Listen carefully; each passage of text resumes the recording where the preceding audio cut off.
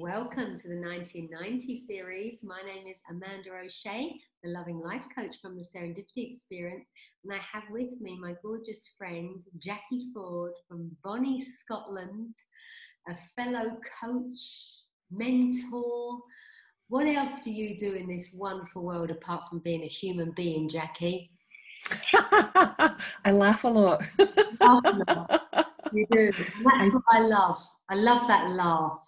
You've got that lovely, very playfulness about you, don't you? I think that's we've been introduced via the world of the three principle community, and I've always loved how you express yourself and how you talk about, you know, the world's one big fancy dress party, dressing up, and you know, and I see that, and it was it's been nice. We spent a few events together. We were at the Viva event, and we've been at that lovely retreat. Do you remember up in Barcelona? Yes, I do. Yeah, that was lovely. Yeah, that was really nice. It all goes so quickly. So, Jacqui, it's a delight to have you on the 1990 series.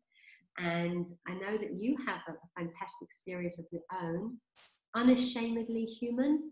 That's right. It's the Unashamedly Human Podcast. Yeah. Unashamedly Human Podcast, which I said first time round. I know, you're improving. Amanda's been a guest on this as well, which was just lovely. Unashamedly Human Podcast.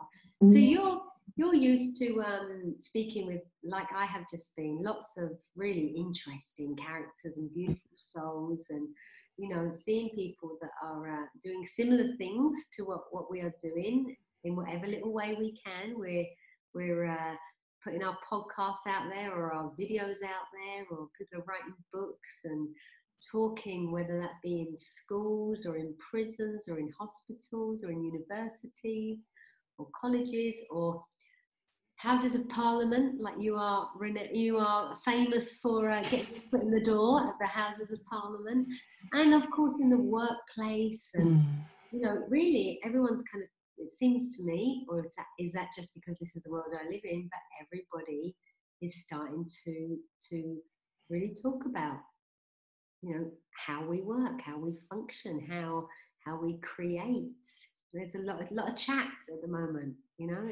There is, and I love that. And thank you, Amanda, for asking me to be part of this. I really was quite excited just even to spend time with you. It's just always such fun. Yeah, lovely. I love that everybody's doing their bit, you know, because you can't not do your bit when you've got the calling to share. You just can't help it. You'll share.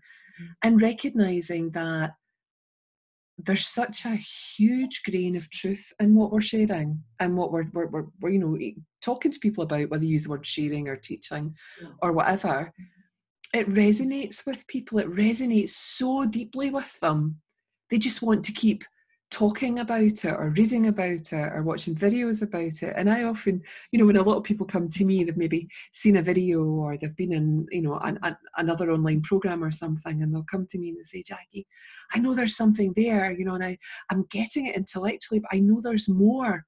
And I can feel that from you, that there's more, because you live from this space. And I love saying to people, we all live from this space, but most of the time you don't recognise it. Yeah. And so when you have recognised what's happening, it allows you to live more and play, I think, more, and not get so concerned about what you've just done or what you've just said, or what the reaction's going to be, or what other people are thinking, or you're in the next moment. You know, you kind of you move on pretty quick, right? Or quicker than I used to anyway. Oh, absolutely. Amanda, tomorrow night we've got 6 friends and their partners coming down to stay with us, and we're going to this big Christmas night at a fancy hotel. And just before the call, I said to my husband, I haven't a clue what I'm wearing tomorrow night. Hasn't even crossed my mind. Same thing happened for my daughter's wedding. I bought my outfit 3 days before the wedding. Right. So you've got cool and laid back, and you're like, And is that a big change for the Jacqui sort of character? Oh, absolutely, Amanda. But again, I think it's like most people. There are things in our life that we're very cool about and we're not bothered, and there are other things that we seem to have this erroneous extra thinking about. Mm-hmm. And what I love about this understanding is it wakes you up to both the parts of your life where you don't recognise that you have a ton of thinking, that usually it's there because of conditioning or what your mother did or what your father did or what they tell you in school or what your businesses tell you to do. So it becomes invisible thought.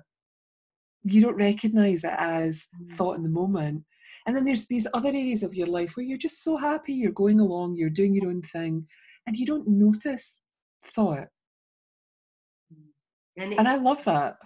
Yeah, because we talk about noticing it or witnessing it or catching it or being the observer or whatever, but it's always thought anyway, whether we see it or we don't.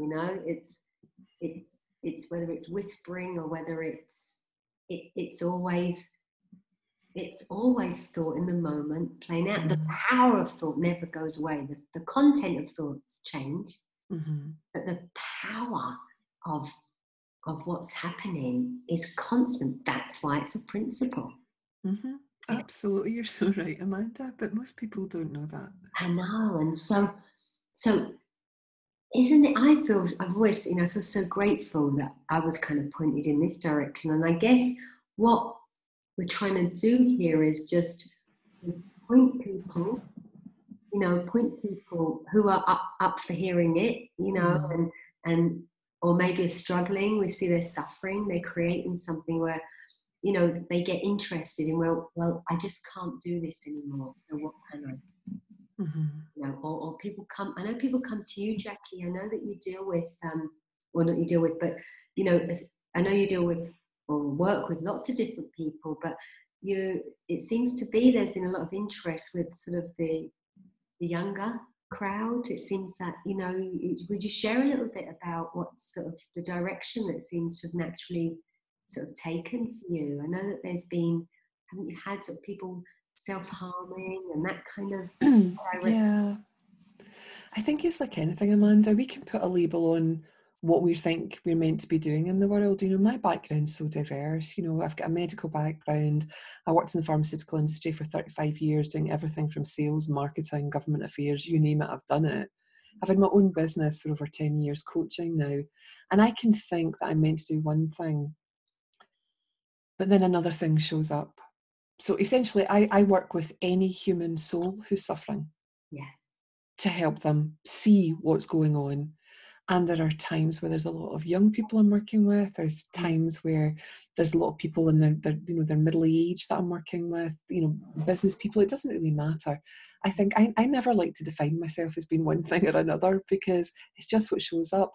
But you're right. I mean, I'm probably quite vocal about the young people that I work with. And I know that you have a particular interest, and you'll be running the iHeart program in Spain next year, which is so exciting. I love that you're doing that. Really. Yeah. And because you've got daughters of your own. Yeah. And I think for me, Amanda, when you're asking, for me to share something about the young people that I work with, I remember I'd not long come across this understanding. And the first person who came to me was actually a young woman. And she was only 15 or 16 years old. And she had obsessive compulsive thoughts, and she was self-harming. And she also had an eating disorder. Now, these things, it's very rare you get one in isolation. There tends to be, they're hidden in amongst each other. It's kind of like a tangled ball of wool. There's all sorts of things going on, the implications of insecure thinking, insecure thought. And this particular young woman, I remember her as clear as day. And her mum came with her, and I said to her mum, well, I'm going to take her out for the day and I'll bring her back later. And I had no clue what I was going to do with her. And I just said to her, let's get in a bus and see where the bus takes us. Oh, how lovely. And we got in a bus and we took it to the terminus where the end of the bus was, and we sat right up at the front of the bus. And she couldn't stop talking. We have a phrase in Scotland, she was talking like a drunk budgie. She just wouldn't shut up. talking. And I just thought, oh, how cute, because that gave me an indication of where she was in the moment, and she just had this incredibly busy mind. And I was grateful that she wanted to speak with me, because a lot of the time young people are they don't want to talk, you know. So she was talking away, and we got off this bus at the terminus, and it was a beautiful day. And we found this seat on the edge of a golf course, which actually looked onto the Firth of Forth. So we had this beautiful view. The two of us are sitting there after paying our £3 bus fare, and we're sitting there and we're just talking about life. And it's important to me that I don't medicalise or therapise or counsellise what I'm doing. This understanding is an ordinary conversation. Okay? It's ordinary. And as we were talking, she saw something. And on the bus home, I didn't dig into it. I just knew she'd seen something. She got quiet. And on the bus on the way home, she was even quieter. So that drunk budgie had become comatose, or it had just left the building. And she was so quiet. And that night she went out and she had dinner with her mum. And I saw her the next day, and her mum said to me, "What did you do to her?" I said, we just had a conversation about how life works. You know, and I talked to her about how I see how it works. And she spoke to me about how she saw it works. And I just shared some stories, and, you know, we talked about some things. And her mum said that first evening at dinner, she wasn't obsessive compulsive about what she was eating, about the way the knife and fork should be on the plate, about what time they ate. And it's amazing to me that even after, you know, a simple conversation, that somebody can see something so fresh and so new. Upshot, the story is, you know, we had a couple of days together. It was wonderful. And the last day, we were out walking about again, and we passed the Edinburgh Dungeons in Edinburgh. And I said, "Come on, we'll go in here." Now, I wanted her to see my humanity, okay? And the Edinburgh Dungeons is where you go and people scare the crap out of you by jumping out in the dark and doing all sorts of things, which I don't react very well to most of the time. So I ended up screaming, and we're like, "Ah!" And she just couldn't stop laughing at me, because that didn't bother her. Yeah. And when we came out, we went for lunch, and I said, "Wasn't that fun?" She says, "Yeah." I said, "Did you see how I got scared?" But it left me in an instant. Time and time again. Somebody jumps out, I scream, it's gone. Yeah. I said, that's thought in the moment. That's thought in action. We all have that. The difference between me and somebody who's permanently scared is I don't hang on to it, because I know, not 100% of the time, but most of the time, I know it's got its own journey. And when they see that for themselves, in that beautiful, human, ordinary, and hysterically funny way, it becomes an embodied experience. That's amazing. It's amazing. It's amazing, that experience. When you feel it, when it's a, yeah, you know.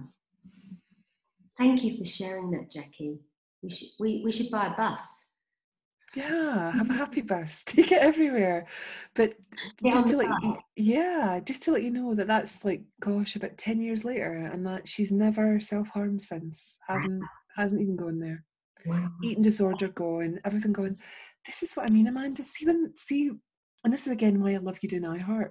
Some people hear this understanding very, very, very quickly. Mm. And in my view, young people hear it very, very, very quickly. Yeah, there's something, you know. I remember a lady saying to me, I can't remember what I said to her, but she just turned around and said, "I'm okay, aren't I?" She said, "Why do I keep saying I'm not?" Yeah. Oh my gosh, that's lovely. I said, "I don't know." Yeah. And you know, and it's like boom, you know, that. Yeah. And that was enough then. And it's like something just shifts. Yeah. For me, is that, you know, you have that insight, mm-hmm. that everything's like, or something that we see, and the rest collapses. And then we've got access again to the good feeling, and to wisdom or common sense or resilience or whatever you want to call it. But like that, I love that word, collapse. It keeps coming up with me. Yeah.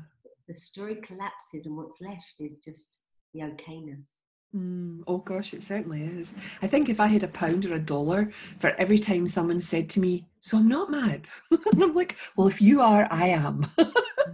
Because we all work this way. Yeah. And we tend to take whatever is going on in the moment so seriously. We do. I think, one of the first calls that I had on the 1990 series was with Marnix, and it was lighten up. Oh gosh, absolutely. Lighten up. That was where did it come from? Even us talking that we have to be so serious about everything. I think that's really welcoming when people have been seeing a lot of therapists or counsellors or in that world, and suddenly there's people that don't seem so serious. There's more play to it. There's more lightness. There's more fun to it. That people appreciate that. Oh, absolutely. Man, you've just reminded me about another young woman that I worked with, and she was self-harming. And after about the third call, she hadn't self-harmed for about 3 or 4 months or something. And she was due to speak to me on a call, and our mum phoned and said, "I'm sorry, Jackie, but she's self-harmed at school." I said, "Is it okay if we still have the call tonight? I'd really love to speak with her." And our mum, agreed that it would be a good thing. And she came on the call with me. And, I just said to her, "Tell me about your day. Tell me about your night. What went on?" And she said that she hadn't had a good night's sleep, that she was tired in the morning, that she'd gone to school and there'd been this little altercation between her and her friends. And, she felt kind of left out. And then the last lecture of the day was all about suicide prevention. And I think she'd just had enough. She just was in such a low state of mind that she just had enough. And she unfortunately, sort of cut herself with a craft knife at school. And I laughed. And she says, "Why are you laughing, Jackie?" I said, "Well, do you know, when I'm tired and I'm not thinking very clear and somebody pisses me off, I used to go and eat a pie." I said, "There's no difference. Yeah. We're looking for a different feeling." Yeah. That's all it is. You're looking for a different feeling. And if it feels like the pie is bringing the feeling, if it feels like the chocolate biscuits, if it feels like the alcohol, Yeah. makes sense to me why people reach out and do I something. know, and do it. I know, it's crazy. But it doesn't make sense that we keep doing that, because it's not, it never gets us anywhere, right? No, I know. It never gets us anywhere when there comes a point where we have that self-realization, this isn't normal, this isn't right, this isn't good for me. And whatever little way, if we can help people to just nudge them along or tap them on the shoulder, whatever it is, then that feels good. So I'm going to keep doing what I'm doing. I'm sure you're going to keep doing what you're doing, and the other 88 people or 89 people I've had the joy of speaking with over the last 3 months are going to do what they're doing in their own little way. And that's right, doing what feels right to us, not what we think we should be doing, what we're meant to be doing, what feels right for us. Absolutely. Absolutely. Jackie, thank you for being part of the 1990 series, Unashamedly Human. I love that. Always. And just please carry on doing what you're doing, because you're doing a great job, and it's really beautiful. I listen to you so much and to your newsletters. When I was fresh into the principles, or when you first started doing your newsletters, or when I'd heard about you, and they're full of humor and stories, and you write beautifully and you speak beautifully. Thank you. Yeah, what a pleasure. Thank you. Oh, no, thank you, Amanda. And please keep doing what you're doing, because you're just this little fun-sized ball of energy and laughter. And yeah, you're a gorgeous soul. Gorgeous soul. My darling, thank you so much. So have a great day. I will do. You too, love. Love to all. Bye-bye. Bye. Thanks everyone for listening. Bye-bye-bye.